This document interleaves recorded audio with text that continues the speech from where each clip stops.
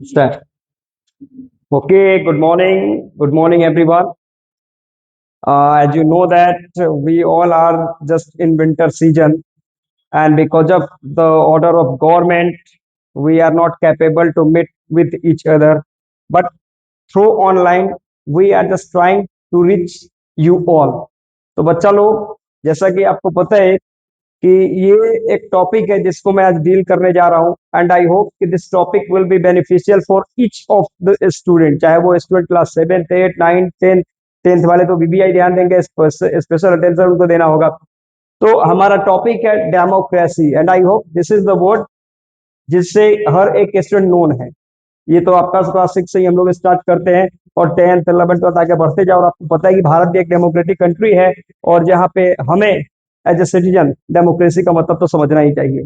तो बच्चा लोग, आपको सबसे पहले बता दें कि आपको पता है कि यूएनओ, यूनाइटेड नेशन ऑर्गेनाइजेशन, आपको पता है कि फर्स्ट वर्ल्ड वॉर जब हमारा खत्म हुआ, उसके बाद यूएन का नाम बदल के यूएनओ किया गया। तो यूएनओ के थ्रू आज के करंट सिनारियो में 195 कंट्रीज, मतलब 195 countries are the member of क्या, यूएनओ, यूएनओ के मेंबर्स हैं। और इसमें से ध्यान देना, इसमें से मैक्सिमम कंट्रीज डेमोक्रेटिक है, तो कुछ कंट्री नॉन डेमोक्रेटिक भी है। तो आपको बता दें कि डेमोक्रेसी और नॉन डेमोक्रेसी के बीच का डिफरेंस क्या है। तो बच्चा, आपको पता है कि डेमोक्रेसी मतलब लोकतंत्र, मतलब वो सरकार जो पब्लिक के डिजायर के ऊपर पूरी तरीके से डिपेंडेंट हो, जहां पे पब्लिक का पार्टिसिपेशन हो इन डिसीजन मेकिंग पॉलिसीज, जहां पे सरकार है पब्लिक के द्वारा चुनी जाए, जहां पे पब्लिक के पास ये अधिकार हो कि अगर if the citizens are not satisfied with the government, तो पब्लिक के पास ये अधिकार है कि वो चाहे तो सरकारों को भी रिप्लेस कर सके। ये सब पावर डेमोक्रेसी जो होता है वो पब्लिक को देता है। पर वही नॉन डेमोक्रेटिक कंट्री का कुछ एग्जांपल ले लो। नाम सुना होगा नॉर्थ कोरिया, नाम सुना होगा चाइना, नाम सुना होगा सऊदी अरब। तो ये वैसे कंट्रीज हैं जहां पे कॉमन पीपल्स के पास किसी तरह का अधिकार ही नहीं है कि वो सरकार के डिसीजन मेकिंग पॉलिसी में इंटरफेयर कर सके। मतलब वहां पे government dominate over the nation, वहां पे सरकारें जो होती है देश के ऊपर डोमिनेट करती हैं। अब चलिए, आपने अगर डेमोक्रेटिक और नॉन डेमोक्रेटिक के बीच का डिफरेंस समझ लिया है, तो एक छोटा सा पॉइंट समझ लो कि हम अपने देश की बात करते हैं, भारत की। बहुत सारे लोग ये क्वेश्चन करते हैं कि भैया ये बताओ कि भारत एक डेमोक्रेटिक कंट्री कैसे है। तो हम लोग बहुत सारे स्टूडेंटों का हम लोग रिप्लाई सुनते हैं कि भैया डेमोक्रेटिक कंट्री है क्योंकि हमारे पास स्पीकिंग राइट है, हमारे पास थिंकिंग राइट है, हमारे पास लिविंग राइट है, हमारे पास मतलब अलग अलग तरह के फंडामेंटल राइट्स है। दैट्स वाई भारत को हम एक डेमोक्रेटिक कंट्री कहते हैं। लेकिन आज मैं थोड़ा सा इसको डील करने जा रहा हूँ, ठीक है। तो ये टॉपिक सबके लिए वीबीआई होगा, टू मच इंपॉर्टेंट होगा। दैट्स वाई इंपॉर्टेंट तरीके से इसको टेक केयर करें और समझिए। चलिए लेट्स गो। चलो हम बात करेंगे भारत एक डेमोक्रेटिक कंट्री कैसे है। तो समझो कि हमारे देश की जो सरकारें हैं, सरकारें गवर्नमेंट, जैसे कि आपको पता है कि भारत के अंदर हर 5 साल के बाद एक जनरल इलेक्शन होता है, जिसमें हम एमपी को चुनते हैं और वो एमपी जाके आपके देश के प्रधानमंत्री को चुनते हैं। तो हम जनरल इलेक्शंस की बात करते हैं। तो हमारे देश की जो सरकारें होती है वो क्या है, अकाउंटेबल है, रेस्पॉन्सिव है एंड लेजिटिमेट है। मतलब जिस देश की सरकार इन तीनों फीचर्स को फॉलो करती है, तीनों सिस्टम के ऊपर खरी उतरती है, हम उस देश को डेमोक्रेसी कहते हैं। तो भारत की सरकार जो है इन तीनों सिस्टम को फॉलो करती है। कैसे, एक एक करके हम लोग इसको समझते हैं। तो चलिए आइए हम लोग एक एक करके समझते हैं। पहला कहता है कि भारत की सरकार जो है अकाउंटेबल है, अकाउंटेबल। अब एक छोटा सा एग्जांपल मैं आपको अपने क्लासरूम से लेता हूँ। सपोज करो कि आप सब क्लास के अंदर बैठे हैं, and I am taking your SST class और इंग्लिश क्लास, जो भी क्लास अगर मैं आपका ले रहा हूं। तो सपोज करो कि मैं, मतलब आई एम रिस्पॉन्सिबल, मतलब accountable to each and every student. मतलब क्लासरूम के अंदर अगर मैं आपके सामने एज एसएसटी का टीचर खड़ा हूं, तो इसका मतलब आपके हर एक क्वेश्चन का आंसर थ्रू मी आप तक पहुंचना चाहिए। मतलब it is my duty to clarify all the doubt of the classroom. मतलब मैं आपके लिए आंसरेबल हूं, आपके हर क्वेश्चन का जवाब देना ये मेरी अपनी ड्यूटी बनती है, ये मेरी अपनी जिम्मेदारी बनती है। तो हमने क्या देखा कि हमारे देश की सरकार अकाउंटेबल है। अकाउंटेबल का मतलब हमने क्या देख लिया कि सपोज करो कि in a democratic country like India, we the citizens are 100% independent to ask any questions to the government, and it is the duty of our government to make us satisfied by giving our answers. मतलब the government can not run away from our question. मतलब हमारे देश democratic country like India, यहाँ पे हम पूरी तरीके से इंडिपेंडेंट हैं कि हम किसी भी तरह के टॉपिक मतलब थोड़ा भी डाउट अगर यहाँ पे हमारे है तो ये हमारे पास अधिकार है कि हम आप भारत जैसे डेमोक्रेटिक कंट्री के अंदर सरकारों से डायरेक्टली सवाल पूछ सकते हैं, और ये सरकारों की जिम्मेदारी बनती है, ये उनकी रिस्पॉन्सिबिलिटी बनती है कि वो हमारे क्वेश्चन का आंसर दे, वो हमारे क्वेश्चन से भाग नहीं सकते हैं। अगर ऐसा देश के अंदर हो रहा है तो समझ लो कि भैया वो आपका देश डेमोक्रेटिक है। जैसे एग्जांपल देख लो, नॉर्थ कोरिया का किम जोन ऊ, नाम तो सुना होगा सबने। अच्छा एक बात बताओ, किम जोन ऊ कोई भी नियम बनाए, कोई भी डिसीजन ले, क्या उस सरकार के अगेंस्ट में नॉर्थ कोरिया के लोगों के पास अधिकार है कि वो सवाल पूछ सकते हैं? नहीं। आज सवाल पूछेगा, कल कहा जाएगा नोबडी नोस। पर भारत के अंदर ये सब चीजें नहीं है। भारत के अंदर बनाना रिपब्लिक नहीं है। भारत के अंदर एक वाइब्रेंट डेमोक्रेटिक कंट्री है, जहां पे हर एक इंसान को अधिकार है कि वो अपने सवालों का जवाब सरकार से ले सकता है। कैसे? तो RTI, right to information act 2005 आपको बताया गया क्लासरूम के अंदर। खैर आगे चलो। अगला मैंने बोला कि हमारे देश की सरकार रेस्पॉन्सिव है। रेस्पॉन्सिव का मतलब, जैसे एग्जाम्पल फिर बता रहे हैं, थोड़ा एग्जाम्पल समझो। अब सपोज करो कि if I am taking your SST class, तो आपके सिलेबस को प्रॉपर तरीके से कंप्लीट कराना, आपके हर एक डाउट को क्लियर कराना, आपको उस लेवल पर तैयार कर देना कि आप 100 पे 100% स्कोर करें, ये मेरी जिम्मेदारी बनती है। इट्स माई फंडामेंटल ड्यूटी, ये मेरा अपना अधिकार है। तो कहने का मतलब है कि इमेजिन करो कि जिस सरकार को मैंने इलेक्ट कर लिया है, जिस सरकार को अपना बेशकीमती प्रीसियस वैल्यूएबल वोट दिया है, और उस सरकार को हमने चुना है, ये उस सरकार की जिम्मेदारी बनती है कि वो हमारे सारे एक्सपेक्टेशन को फुलफिल करे। एक्सपेक्टेशन जैसे सपोज करो कि हमें क्या चाहिए, we want civic amenities, public facilities. जैसे सपोज करो कि हम छपरा की बात करते हैं, छपरा का विधायक आपने किसी को चुन लिया, तो ये बताओ कि छपरा के लोगों को इलेक्ट्रिसिटी की व्यवस्था कराना, ड्रिंकिंग पानी की व्यवस्था कराना, रोडवे की व्यवस्था कराना, health, education, NEET and clean environment, sanitation and peaceful environment, ये हमको अवेलेबल कराने के लिए सिवान का विधायक तो नहीं आएगा, ये छपरा का ही विधायक करेगा। तो मैंने क्या बताया कि हमने जिस सरकार को चुना है, जिस बंदे को अपना रिप्रेजेंटेटिव चुना है, ये उस बंदे की जिम्मेदारी बनती है कि हमारे सारे बेसिक एक्सपेक्टेशन को वो फुलफिल करे। हमको भी उसका सहयोग करना है। खैर चलिए, तो ये आपने समझा रिस्पॉन्सिबल। और बाबू मेरे सबसे इंपॉर्टेंट पॉइंट हम बात करें, लेजिटिमेट गवर्नमेंट, लेजिटिमेट फॉर्म, मतलब हमारे देश की सरकार लेजिटिमेट भी है। लेजिटिमेट कैसे? तो इंपॉर्टेंट पॉइंट समझो। मैंने इसमें दो पॉइंट डिस्कस किया। सबसे पहले का, election in a democratic country should be free and fair.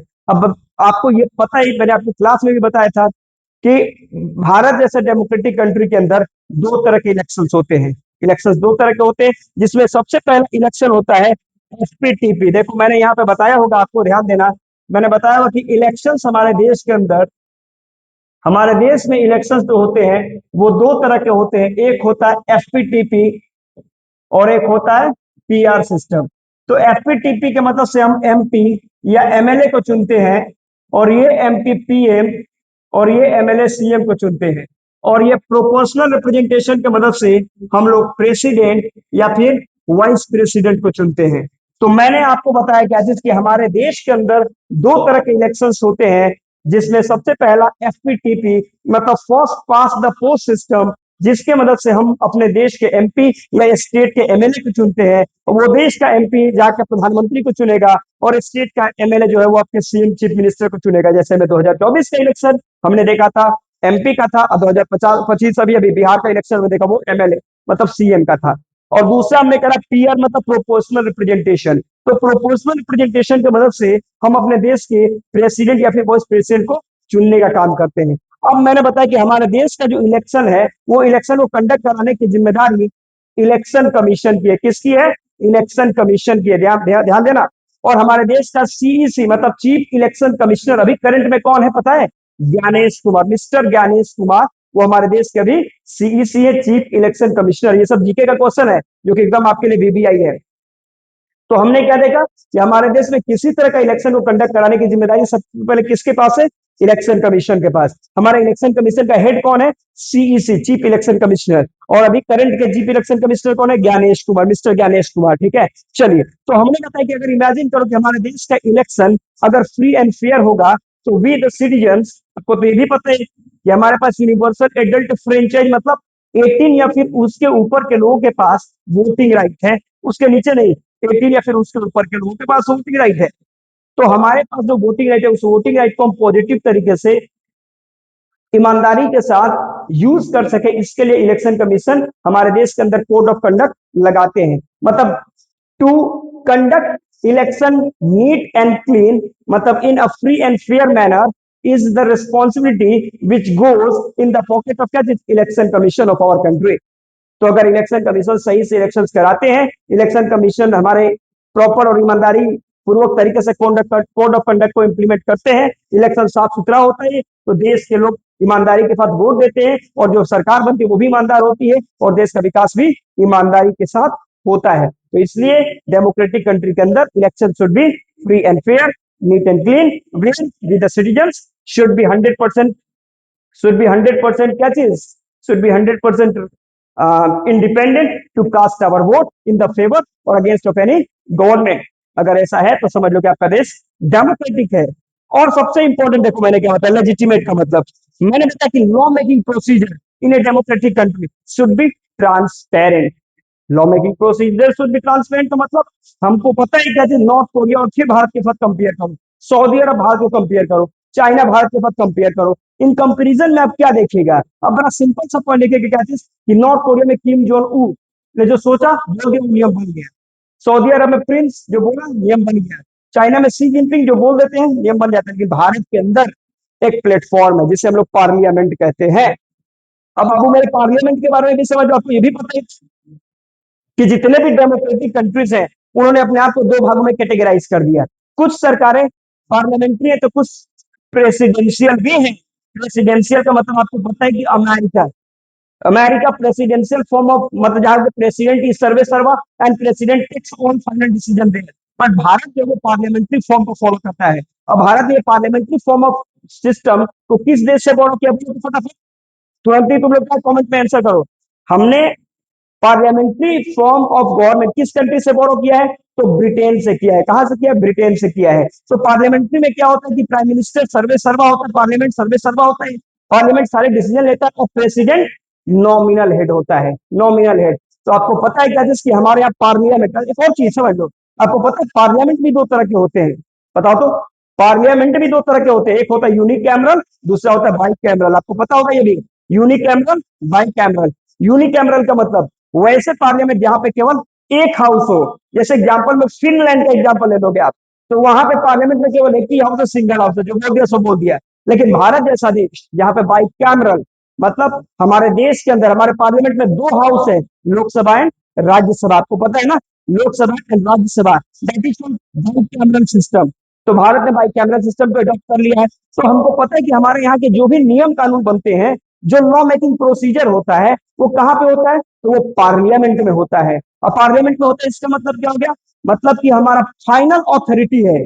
मतलब parliament is the largest and final authority platform where all debate discussions are done, जहां पे सारे मुद्दों को, इश्यू को डिस्कस किया जाता है, जहां पे सारे मनी बिल पे चर्चा होती है, जहां पे सारे के सारे नियम कानून आपके बनाए जाते हैं। तो हमारे यहाँ नियम बनाने का एक सिस्टम है, क्योंकि हमारा देश एक वाइब्रेंट डेमोक्रेटिक सिस्टम में आता है।